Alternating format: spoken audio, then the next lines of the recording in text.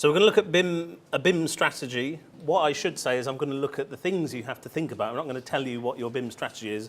It depends what organisation you work for, but it's the components, it's the concepts that I would expect people to think about. So again, just very quickly, I'm the director of GeoEnable. Also, I do, which is relevant, I guess, for today, I teach professionally on behalf of the Institution of Civil Engineers. The only reason I mention that, the explicit point is it's not anything to do with technology explicitly, and I'm often teaching construction project managers. So clearly I have to be using completely different language. We don't talk about tools, we don't talk about that kind of stuff. So I have to be like a chameleon and switch between different language sets, and that's something I do. Also, if you are interested, the AGI, which is the Association for Geographic Information, which I assume most of you know, that's the UK industry body for the GIS and geospatial sector, does have an asset management special interest group that people here may be interested in getting involved with. I'll say no more than that for now. So again, I'll just a quick introduction, overview to BIM in the wider sense. So there's been a persistent theme from the speakers today around it's not only technology. That's part of it. So again, I'll just have some thoughts around that. What are the things I would expect in a BIM strategy? I'll also touch on the UK standards. This is BIM level 2 standards. I know I won't, not too much, don't worry, but I'll just touch on them. Common data environment, which we have heard already, so I'll probably not say too much about that. And then some thoughts I've got around how geospatial and geospatial professionals particularly, and information management professionals, that's the last point there, add value to the BIM. So you can look it up, right? So I'm not necessarily going to tell you, but the concept of BIM, it depends who you're asking, right? So I never ever say somebody's wrong. It's not 3D, that is part of it. It depends, right? And typically my clients, at least initially, are a director of for example, a railway company. Clearly, they probably don't know all the technical language, so it absolutely depends. Clearly, my story of what BIM is completely different to these individuals. But one thing that is common, and the only time I will say it's not equal to, is not only buildings, right? So I tend to work in the infrastructure sector, so that's rail, road, highways, everything that's not buildings, utilities, power. It's for everything. It's not only, and again, we've already heard this, so just to quickly get it out there, it's not just 3D. Often I won't even say this at presentations, but then I'm shocked sometimes that people think it is. But anyway, that's another conversation. But so it's our problem, if you like, if we're trying to implement, as representing the UK government, trying to educate people. We haven't been the great at it in the past. And it's not just technology, and again, that's a persistent, but you need technology, but it's not just that. So this diagram is one I got, but you've seen variations of it, no doubt. The different stages, and that's what we're focused on today. So we've heard different speakers today, and the whole point is we've seen people from the CapEx or the design and construct phase, where we say plan. And then we've looked at operations. We heard from Daniel Irwin from Crossrail, and we talked about the operate and maintain. I've just randomly put figures on here because I typically have worked in the rail sector, and these are not made up. We genuinely think 100 or a lot of assets in the rail sector could be 200 years old, depends. So again, I think Daniel talked about the main spend. Again, that's a diagram I don't have today, but there is an Institute of Asset Management, believe it or not, so I'm a corporate member of that. And what we focus on is the decisions and the information we capture at early stages at the design plan. How do we use them to operate and maintain the asset? And we don't talk about BIM, maybe we should, ironically, but that has existed, that concept has existed for a long time. So BIM and the concepts around BIM is an opportunity to start to have that conversation with the construction sector particularly. So the point being, we're focused, or we should be focused on the whole life cycle, so I've put whole life physical asset management, and also information asset management. So we've seen that several times, the physical and digital representation. So again, apologies if this is sort of repetition of the concepts that we had, but just quickly to go through it. The BIM, if anything, is a digital transformation. We don't call it that. because that's not the language of the sector, particularly the construction sector where we're focused at the moment. But it is nothing more than a digital transformation, which is a big thing. And nothing less. We need to move away from paper. We've heard this before, but the critical thing here is all about decision making. The end game, the purpose is people making decisions or machines making decisions, but that's another presentation. So we need information and data. We need it embedded within the processes, and there's loads of reasons why you would do it, but de-risking operational efficiencies, etc. So particularly in the sectors that I talk about, again, the messaging would be different, but I might talk about risk. So if I was to develop or look at a BIM strategy, at the highest level, I would expect to see all of these topics covered. And again, when I do assessments on actual operational companies, I might literally have headings, I guess, in some kind of report that reflect these. So again, you don't have to have BIM in the middle. It could be information management. It could be change management. It could be GIS. The whole point is we have to be looking at all of these things. We're not only looking at the technology. Where's the pointy thing? It's not just the technology. That's certainly my background. And we need that. That's vital. The management or the governance of the information is also key, and that's a whole discipline in itself, which partly we reflect here, but I dare say it's not necessarily everyone's background. Business processes. So again, we've talked about BIM as a process a lot today. Well, actually, business process optimization is a whole discipline in itself. So again, there are other professionals that can add value. And then we've talked about, some of our presenters talked about the capital expenditure, the design and construct phase, and the operational, or the OPEX, which is the operate and maintain phase.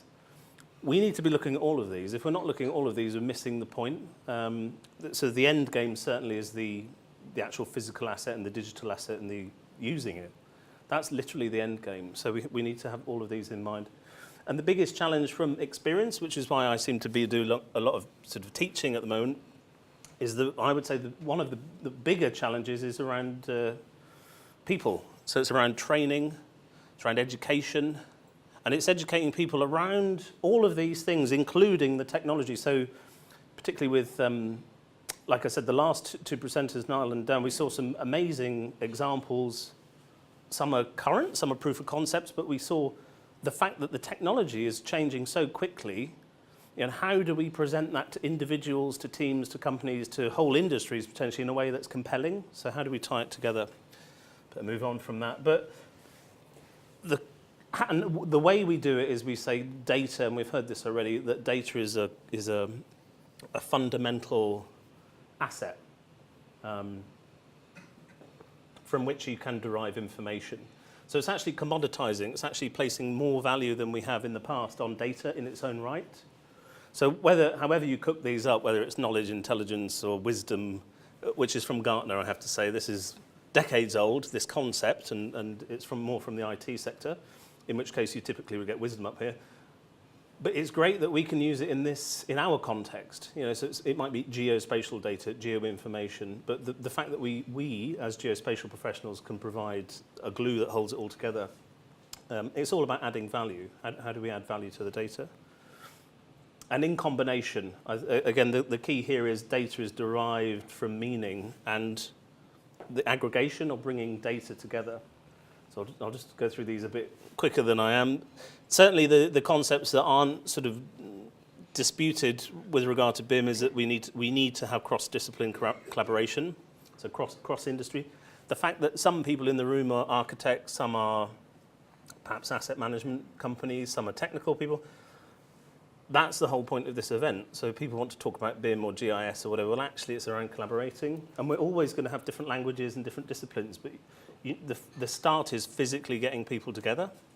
So there's anyway, that's traditionally what we haven't been that good at. So we're starting to do it. So you've got people in the room. You can start to agree what your challenges are. And out of that, hopefully will come things like standard methods, procedures, or I might call them processes. I won't go into this too much, but we've heard about the right data at the right time for the right people. the BIM lingo, I've just thrown these up here so you can look them up, is we call that digital plan of works. It's like, what data do people need to make decisions? We definitely do need these things, tools, technologies. We need the workflows and validation we've heard about. We do need common exchange formats. Information provision is contracted, so it's actually a valued commodity in its own right, which might seem obvious, but this has been the challenge, that data as a specific, explicit deliverable has been, at best, sketchy, or some other word like that. We're being filmed, right? So it's not been great. So this is one of the opportunities through the BIM language, whether people like it or not, is to talk around data and information as a valued commodity that will get checked, it will get validated. So there's no more kind of getting away with it. This is a big shift. And just very quickly, so again, all these concepts I'd expect in a BIM strategy, this is what I'm getting at, I'd expect a broad, I wouldn't expect someone to say we're going to use these technologies and that. That could indeed be part of it, but I would expect this broad approach to the outcomes.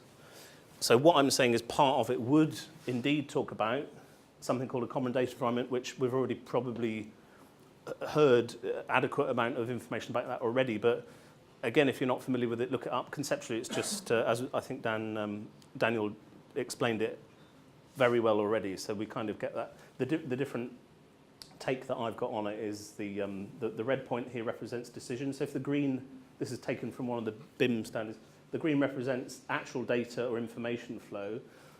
The only reason I put this up is the red bit. The red is supposed to represent decisions. So how, for the client particularly, so this could be the government, it could be private, and it could be the supply chain. It doesn't have to be the client, it's people deciding things during the process, in this case during the design, build, construct, operate of an asset, whether it be a bridge or a building. The challenge is, what are the questions? What are the decisions that people are making? And we're not, traditionally we've not been very good at capturing them, or we don't know. So we need to workshop that. We need to help people. One way is to provide things like proof of concept. So again, we've seen that today. People don't know what to ask because they've never been out. They don't know what they don't know, right? This is the challenge. So we do need technical proof of concepts to get people to think about, well, they could be asking this question, like where are the pipes, for example, quite early on if that information is hard baked within the contract. So just very, very quickly, I assume these slides are going to be shared, so I've probably put some things in here for reference, assuming that people are going to look them up. If you're not familiar with these, fine, but the other concepts I hear are things like Internet of Things, or this kind of stuff. However you talk about it, the common thing is it's data and information sharing, whether Internet of Things is more transactional or, if you like, real time. An aggregation of that perhaps are these terms.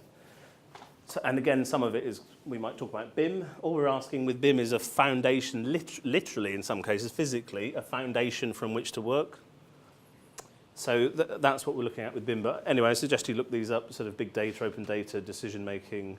But I've added this at the bottom. The challenge is with all this information and data coming out from sensors, from people actually doing what they're being asked with BIM processes, is, careful what you ask for. I'll say to clients, because we are starting to get lots of data, whether it's static or dynamic. How do we handle it? How do we rationalize it? And how do we use it? And that's the real, how do we make sense of it all? That's the real big challenge. And that's where particularly geospatial GIS professionals have been making sense of data. Well, I started my career as a cartographer, as a professional map maker. That's basically what I did for my living, right? So it's taking something, data. It was digital. I'm not that old, right? But I just missed the pure paper era, right? A little bit. And actually really thinking really hard about what the end user would be thinking when they looked at it. So would they misinterpret the information I was presenting? So to some extent, we're sort of going full circle, at least conceptually. We're starting to rethink around or think more about the end user of the information. These slides, I don't know if anyone's from Leica Geosystems, but I nicked these from Leica. I'm a partner. I have to say up front, I shouldn't have said I am a Esri partner, obviously, but I am also a partner with Leica Geosystems. So one of the way they look at it is slightly more snappy than my verbose explanation, which is we need simplicity. This is of the use of applications of technology, of everything. We need to simplify workflows.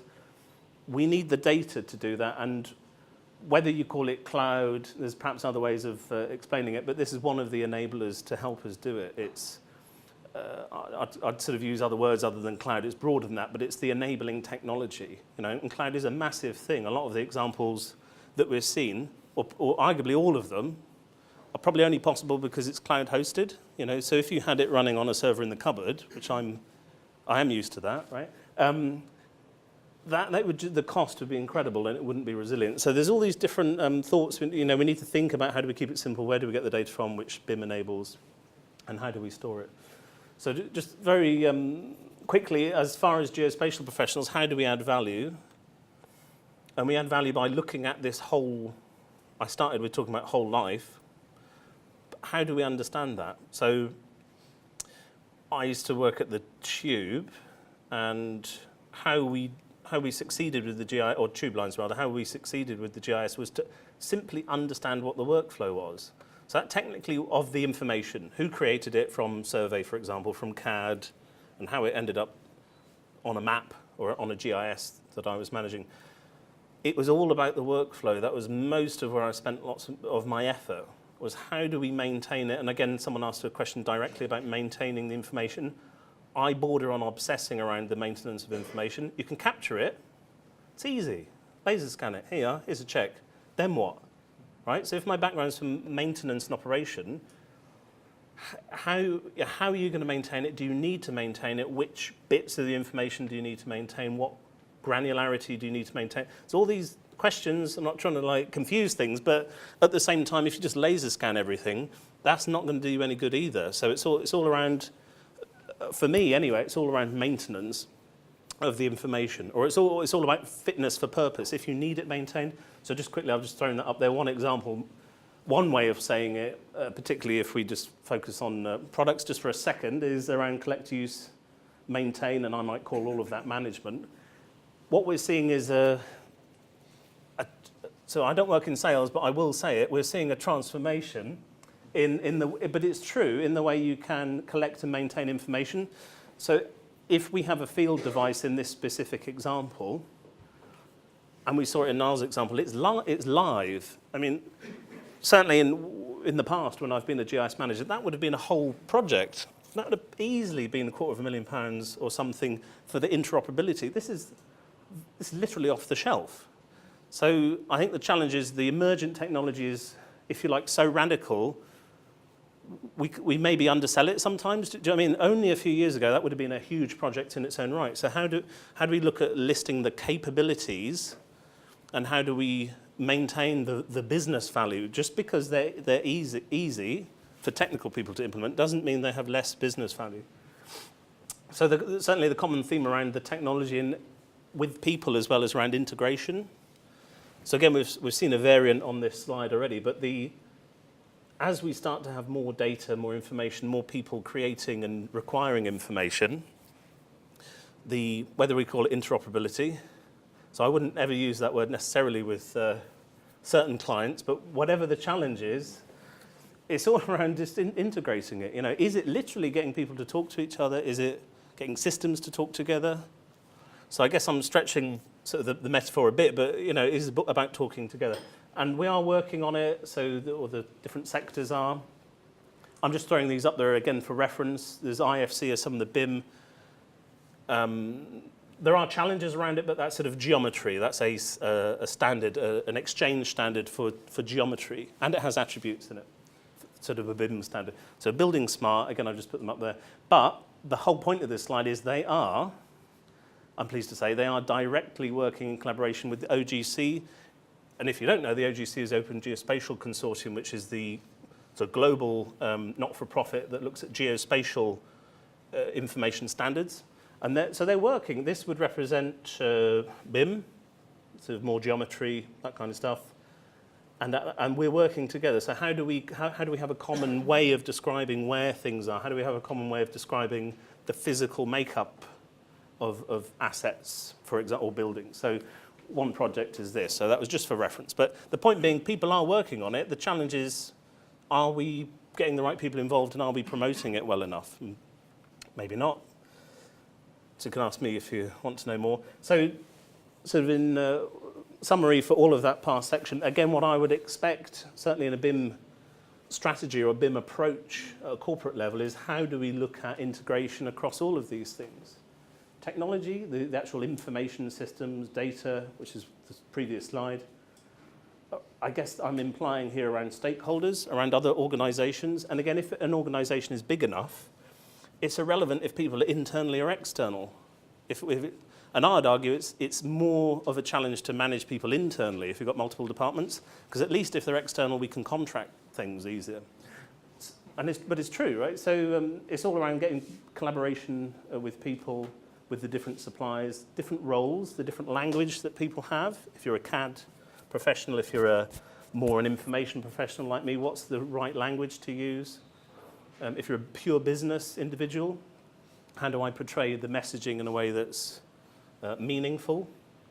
So again, we're being asked, if I represent geospatial professionals right now, we are being asked to look at new concepts, arguably. We're looking at a business strategy. Well, is this marketing? Is this, it's broadening. The opportunities are huge because our scope, our potential is broadening, but then we face challenges around things like marketing or internal communications. So again, just to summarize all of that, I guess, the big challenges around communication. The 1990s way of doing GIS was to put everything on there, even if it was a web map, and then put them in folders. So environmental, although no, it's in there, and they open it, and there's 300 environmental layers. This is not how you should be doing it now, right? There's a different way of thinking. It's going back to the way thinking like a cartographer. What do the end users want? What do they want to see? And arguably, what's the language they want to, what do they understand and how do you present it?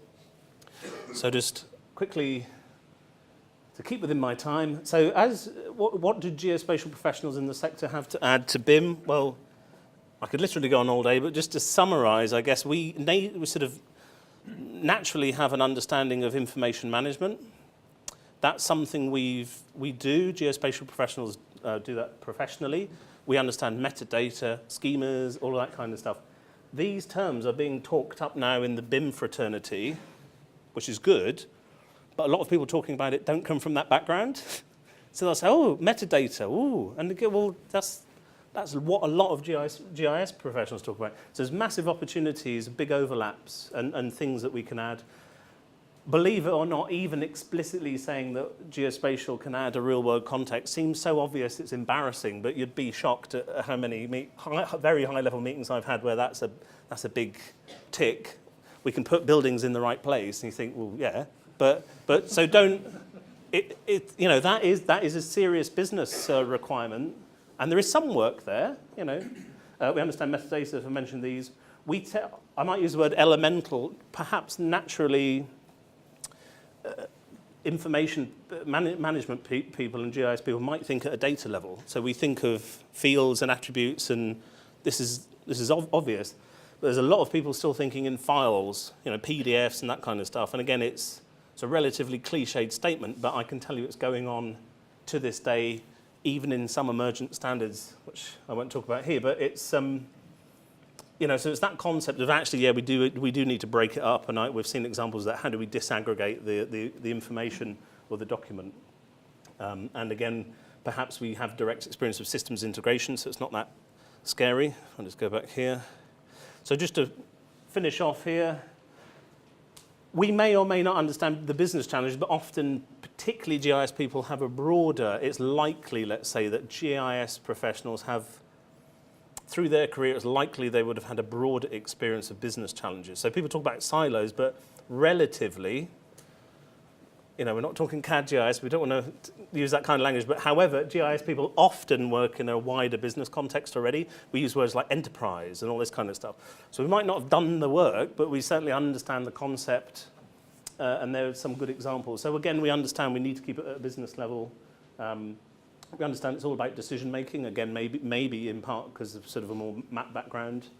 This is some repetition of the first point, but it's likely we understand that the more sort of tactical operational needs, literally what gets done out there, and we understand how things relate together. So I'm going to finish up now, but just two specific examples from the BIM.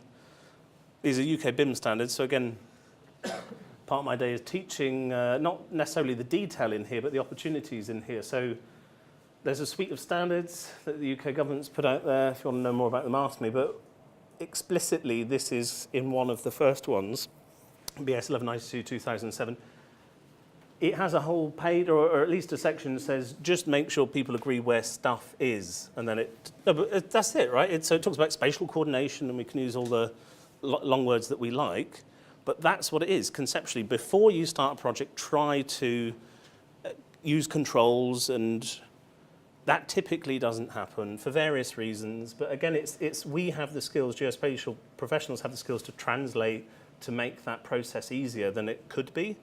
So again, I won't name drop any products, but we have advanced products to do transformations, for example. So it doesn't have to be such a problem. Again, as it happens at the Tube, we have quite a wild we have a wild grid on the Tube, and it's not a problem because we understand it. The challenge is understanding what you're trying to convert to and from. So clearly, I'm not going to read that, but it suggests you could use British National Grid, but likewise, most projects have their own grid. This is a normal thing, so I've just shown you that's in the standard. Another thing it talks about in another standard, which is PAS 1192 Part 2, which is the green one, if you're really interested. It just names, just drops in their volumes, and then a lot of people won't have a clue what that's about, or how you would do it. Again, having sort of a foundation in geospatial and geometry to some extent, what it says in the standard is to basically chunk up stuff. It doesn't use that language, but that's what it means. Split stuff up into manageable bits. And they call it a volume strategy.